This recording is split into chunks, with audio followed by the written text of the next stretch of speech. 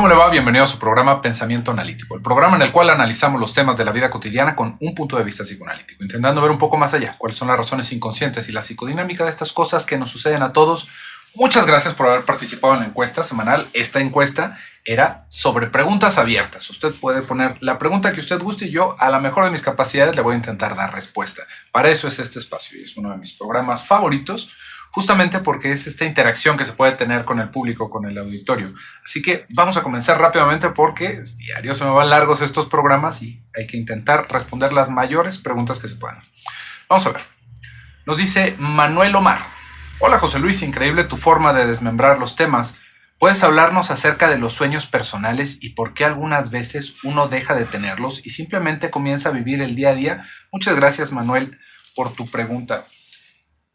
¿Qué pasa con eso de los sueños personales? Hay algo que con esta psicología pop, que le digo, que muchas veces voy topándome, todos nos vamos topando en las redes sociales, como de las frases motivacionales o de repente todas estas cosas del niño interior y algo que tiene que ver más, no tanto como con una reflexión profunda de la psicología, sino más como de algo que nos sirve más como para motivarnos. He escuchado algo que llega a atormentar a las personas y es que todos nosotros tenemos una vocación y una misión o una meta en este mundo. Y esto, pues póngale lo que usted guste, ¿no? Tal vez lo escuchó desde un aspecto más New Age, desde como se va diciendo ya últimamente que es lo espiritual. Hay personas que lo piensan directamente desde su religión, que su Dios los puso aquí por una razón en específico, por algo. Y esto, más allá de pues, el punto de partida con el que corramos, también lo podemos entender con los sueños. Nosotros debemos de tener sueños, debemos de tener metas y se vuelve algo pues que va atormentando a las personas justamente porque es que yo no tengo los grandes sueños, o es que yo no tengo las grandes metas, o es que yo no tengo ambiciones, pues yo solamente llevo mi día a día y ya es todo lo que hago, ¿no? Entonces algo me hace falta la espiritualidad, me hace falta algo más trascendental y se vuelve una búsqueda obsesiva alrededor de este tipo de motivantes externos o internos, como lo quisiéramos poner, porque una vez más nos hacemos pensar que debemos de vivir de cierta manera. Y tú aquí nos estás planteando algo más en tu pregunta. ¿Por qué se nos olvidan nuestros sueños? Va un poquito de la mano de esto que nos puede llegar a atormentar, porque invariablemente podríamos pensar que esto es algo negativo. ¿Cómo es que se nos olvidan nuestros sueños?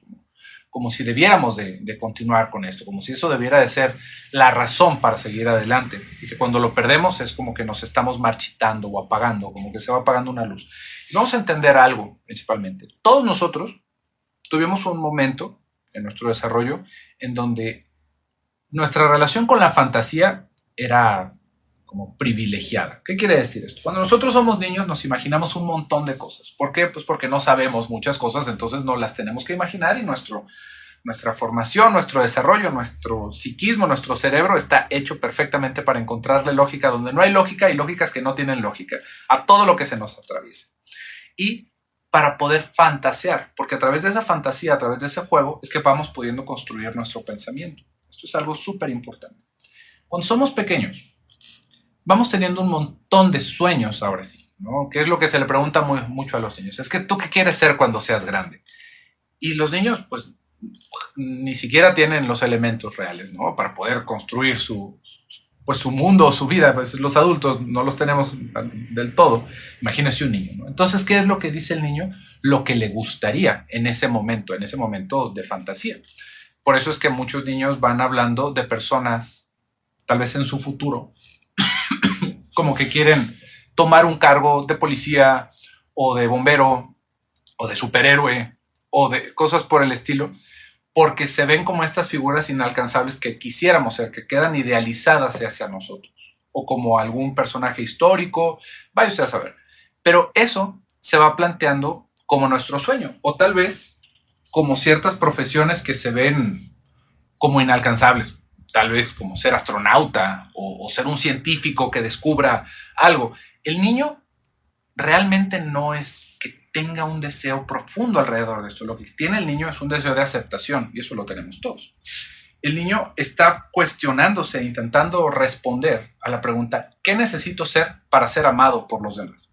Entonces, si partimos que desde ahí vienen nuestros sueños, nos vamos dando cuenta cómo no es que sea algo súper especial o que sea nuestra vocación o que sea una llamada del más allá para continuar un trayecto en nuestra vida, sino que estamos intentando ser amados por los que están a nuestro alrededor, ser necesarios, volvernos importantes para los otros. Y ahí es en donde van partiendo todos esos sueños infantiles. Si se fija, si lo pensáramos tal vez desde un aspecto más en el género, para las niñas podríamos pensar, es que yo qué quiero ser cuando sea grande, yo quiero ser mamá, o yo quiero ser científica, o yo quiero ser política, o yo quiero ser... Pero todas estas cosas no es que a la niña de repente le llegó la idea. Todo esto es alrededor de lo que se está esperando de la niña. Si la niña creció en un lugar más bien conservador, en donde el lugar de la mujer es ese centro de la familia, en donde es proveer de hijos, proteger, contener, ¿qué va a querer esa niña? Difícilmente va a querer ser astronauta, porque los astronautas no se imaginan los niños que tienen hijos también, sino que es, yo quiero ser mamá. Yo quiero ser mamá como mi mamá. Los niños, ¿por qué querría ser policía? No hay nadie en la policía en mi familia. Imaginemos que ese fuera el caso. Pues el niño quiere ser una figura de autoridad, quiere ser alguien que aporte orden a lo que está a su alrededor. Ahí es en donde está la fantasía, no porque de hecho se imagine que está en la academia y que va a combatir contra el crimen. No, realmente es algo alrededor de la expectativa que percibe el niño que tiene. Entonces, si continuamos con esta idea, ¿por qué cuando crecemos los abandonamos? Muchas veces es por la desilusión de darnos cuenta de que el mundo adulto pues, es muy distinto a lo que nosotros pensábamos cuando éramos niños. Por ejemplo, vamos a pensar en ese niño que quería ser astronauta. Pues ese niño se encontró con la dificultad que es ser un astronauta. Y esto no está mal. Esto no es algo que uno puede decir, es que hay perdedores y hay ganadores. No, simplemente tal vez la condición del niño no fue para eso. Hay muchos niños que acabaron siendo astronautas pues porque se dieron las condiciones y porque se pudieron buscar. Pero no son para todos esas condiciones. No es la facilidad que pudieran tener todas las personas en el mundo, ¿verdad? Si no, pues imagínense. Sería un lugar muy, muy distinto en el que viviéramos. Pero en ese sentido, ese sueño no quiere decir que se haya abandonado, sino que maduró. Eso es lo que pasa con la mayoría de los sueños y con la mayoría de estas fantasías que tenemos. Se maduran. ¿Y se maduran por qué? Porque entonces no quiere decir que yo, porque no sea astronauta, no voy a ser una persona valiosa para los que están a mi alrededor, o una persona importante. O que yo necesite ser policía para llevar una vida con orden. Ahí es en donde empieza a tomar un sentido diferente. Por ejemplo, ese niño que quería ser policía, podríamos terminar, no sé, que fuera ingeniero, ¿no? O que fuera, ¿qué otra cosa le gusta? Ciclista. Y uno puede decir, ¿qué tiene que ver una cosa con la otra? Pues bueno, podríamos hablar que para ser un ciclista profesional se necesita muchísima dedicación y disciplina. Es algo que tal vez ese niño iba fantaseando alrededor de la posibilidad de ser policía, de estar en la milicia, pero lo encontró en el deporte, o lo encontró en el karate, o en el taekwondo, vaya usted a saber. Pero esto es lo que pasa, maduran este tipo de cosas, maduran este tipo de ideas. Y también tenemos la posibilidad en que no es que maduren, sino que simplemente se nos marchita el deseo. Y esto tal vez es una cuestión un poquito más triste, más profunda que tendríamos que entender. Por ejemplo, como una persona que se quisiera ver, es que yo cuando crezca voy a tener una familia y voy a tener así todas estas personas a mi alrededor que me quieran y que yo sea una persona muy importante para los demás. Y esta persona va creciendo y se topa con que pues no nada más basta con querer, sino que también se necesitan hacer muchas cosas y también se necesita mucha suerte para que las cosas se nos acomoden.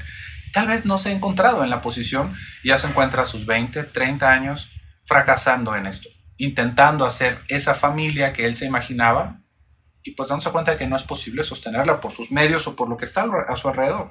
Entonces, esto acaba sintiéndose como que se marchita nuestro sueño, como que es algo inalcanzable. Podríamos también pensarlo que es algo que se va madurando, porque se intentó, que esa es otra cosa. Si se fija, tiene que ver con la fantasía infantil, que todos los sueños se hacen realidad. Y pues no, hay muchas cosas que podemos intentar y no nos van a salir. Y tan, así es el asunto. Así es la idea de crecer y ese es el mundo. Imagínese que usted, otra vez, volvemos con el astronauta, quería ser astronauta y le echó muchísimas ganas y se esforzó todo lo que pudo. Y hubieron personas que les fue mejor en los exámenes, que les fue mejor en su desarrollo. Y ellos sí pudieron ser astronautas y usted no. ¿Qué se le va a hacer? Vamos a tener que seguir viviendo. Y esto lo podemos tomar de a dos. ahora sí podríamos entender un poquito más esta pregunta. ¿Es algo triste o no es algo triste? Es algo triste cuando simplemente nos dejamos caer y pensamos que ya nada nos va a funcionar y que entonces toda mi vida no ha valido, porque todo estaba centrado alrededor de ese deseo solamente. Y eso es un pensamiento infantil que nos ha acompañado hasta nuestra adultez, porque como adultos tendríamos que entender que la vida no gira alrededor de una sola cosa, sino que es algo mucho más complejo y compuesto, y que hay muchas otras cosas que puedo disfrutar y que hay muchas otras cosas que tal vez pueda alcanzar, que no necesariamente tiene que ser lo del principio. Ese es el asunto, esa es la cuestión de poder madurar dejando esos pensamientos infantiles atrás y que bueno, posiblemente tenga que ver con esto que tú nos estás diciendo, Omar, ¿no? ¿Por qué de repente dejamos los sueños o los abandonamos? Pueden ser por varias de estas cosas que hablamos ahorita. Vamos a ver, ¿qué otras preguntas tenemos? Nos dice Fanny, esta es una pregunta que nos había aparecido muchas veces antes y que no habíamos tenido la oportunidad de contestar. Fíjate, Fanny, no creo que haya sido tú la misma que lo hizo, porque es una pregunta muy repetida. ¿Por qué hay personas que les gusta que las envidien? Cuentan sus cosas personales, demuestran lo que tienen, y es con el fin de ser vistos y envidiados, o es querer ser el centro de atracción. Y también he escuchado que está mal que se exhiban cosas personales, que las personas te pueden dañar si ven tus debilidades, que exhibas tus logros. Mantener perfil bajo es lo mejor. Espero que toquen este tema y aprender a analizarnos y a comprender también a los demás. Muchas gracias, Fanny. Como te digo, es algo que a muchas personas les había interesado. Y tendríamos que pensar, ¿por qué hay gente que les envidia? ¿Por qué hay gente que le gusta que la envidien? Y es que el ser el objeto de la envidia no está muy alejado de algo que todos queremos, que es ser el objeto de deseo de alguien. El ser el objeto de la envidia, digamos que ya sería algo colateral de eso. Yo lo que quiero es que los demás me deseen como tal, que me desee mi pareja, que me desee mi familia, que me desee la comunidad en sí. Y esto es algo que hemos hablado constantemente en otros videos, que todo lo que tiene que ver con presumir o con destacar en ciertas partes de nuestra comunidad, si habláramos por ejemplo de Latinoamérica, no es algo que esté bien visto. ¿Por qué no está bien visto? Porque estamos muy arraigados a ciertas costumbres judeocristianas que tienen que ver con que la modestia es un valor mucho mayor que el éxito. ¿Qué es lo que escuchamos constantemente? No, es que los ricos son las peores personas, ¿no? Entra más fácil un camello por el ojo de una aguja que un rico al reino de los cielos. ¿Qué estamos hablando ahí? Que todo esto que tiene que ver con el éxito, con el tener cosas, está mal visto. Que uno debería de ser humilde, que uno debería de ser pobre hasta cierto punto, pero luego hay ahí como un montón de incoherencias que no van haciendo sentido, ¿no? Y hay tronos de oro y báculos de oro y ropas de seda en esas religiones que uno puede decir, pues eso no es gratis, ¿no? Pero si se fija, la idea y la enseñanza tiene que ver con humillarse, tiene que ver con ser modesto con todo esto. ¿Por qué? Por la segunda parte que tú nos vas diciendo. Porque también hay un pensamiento mágico que la envidia de las personas nos puede lastimar. Y esto lo hablamos en ese tema sobre la brujería, ¿no? Este es el conocido mal de ojo. Es que si alguien ve lo que tú tienes y lo envidia, su energía o su deseo arruina lo que tienes. Y esto se lo vamos atribuyendo a un montón de cosas. Es de las cosas más primitivas que al día de hoy nos seguimos encontrando. Que por eso a los niños se les tiene que tapar de cierta manera cuando están en el vientre, porque si alguien lo ve, lo va a desear. Por eso es que los niños no se deben demostrar, porque alguien les va a hacer mal de ojo. Y a veces ni siquiera se dice abiertamente que es por el mal de ojo, pero es esta creencia de que alguien los puede lastimar por verlos. Y le digo, es algo muy primitivo que todos tenemos y que va relacionado con la envidia. Por un lado, que está privilegiado ser humilde, y por otro lado, que tenemos esta fantasía de que eso nos va a lastimar. Pero pregúntese, ¿dónde estarían los artistas si eso fuera real?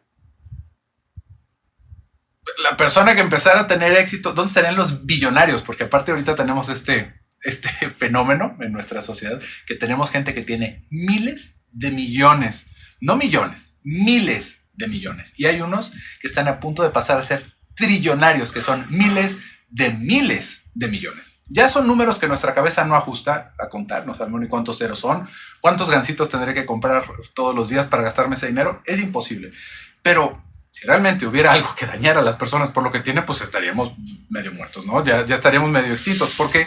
Porque todos tenemos ese principio de desear lo de los demás y muchas veces de que la envidia gane en ese momento y querer destruir al otro. Pero es algo que está pasando dentro de nuestra cabeza, no es algo que sea real.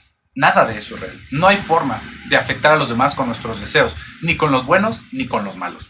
Eso es algo muy importante que tendríamos que entender, que también se va cruzando mucho con estas ideas de decretar al universo, ¿no? Es que yo decreto que todo me va a ir muy bien. Fíjese a lo que le abrimos, a la puerta que abrimos a esas fantasías. Si yo puedo decretar que las cosas van a salir bien, ¿qué pasa si menganito de tal a un lado de mí me escucha y él decreta que todo me va a salir mal? ¿A quién va a escuchar el universo? Fíjense nada más los juegos tan raros que acabamos haciendo. Porque entonces, si yo tengo el poder de hacer eso, pues los demás también deberían de tener poder sobre eso, ¿no?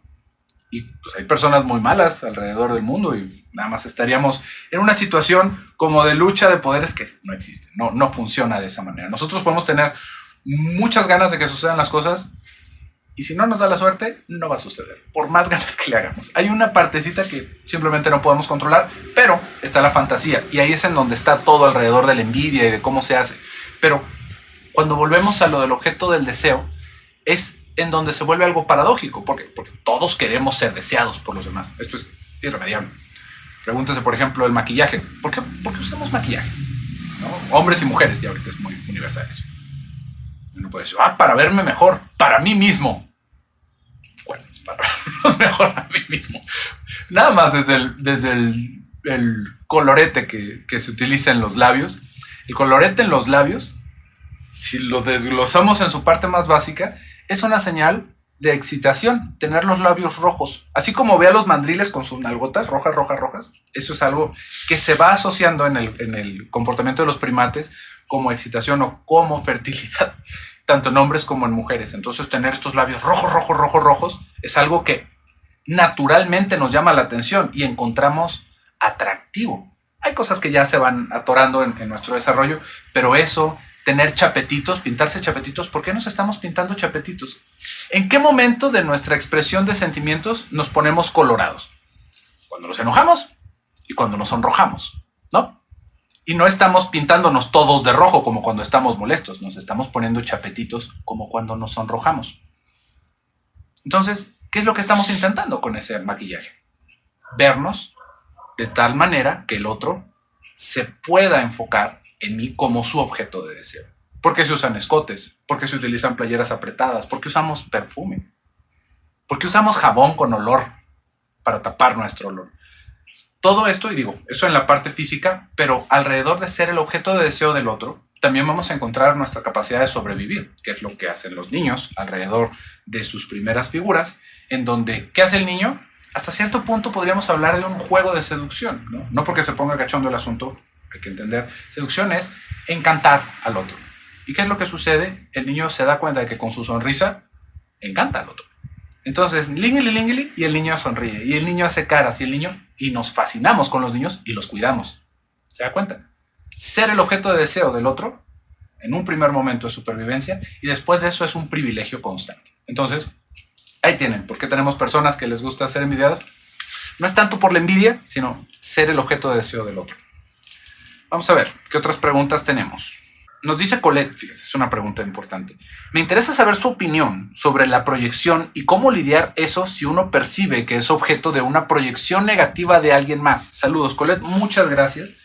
La proyección y la palabra proyección es otra de esas cosas que se ha vuelto como psicología de banqueta, que, ojo, no estoy diciendo que sea una cosa completamente negativa esto. Cuando digo psicología pop y psicología de banqueta, es porque es más como un dato curioso que algo que podamos analizar y cuantificar.